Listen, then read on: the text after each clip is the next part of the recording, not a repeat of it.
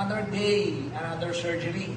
Another day, another toy. So, dumating na po yung nabili natin sa M-Toys, no? Yung nagbablog na taga-Japan. No? Maganda yung mga toys that he's selling online. No? He's also a friend of Crazy Kyle Diana, the Filipino picker.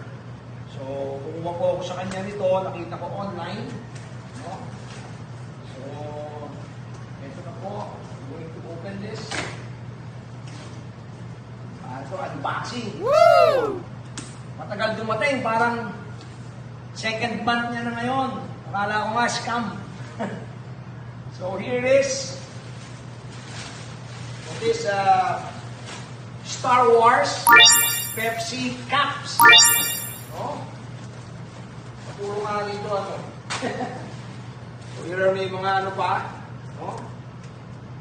Star Wars bottle caps here. Patulong. So here it is. Nako. Ang ganda. Nabit mo nga na-entry dito. Nabit mo lang. Pakita natin ito. Here.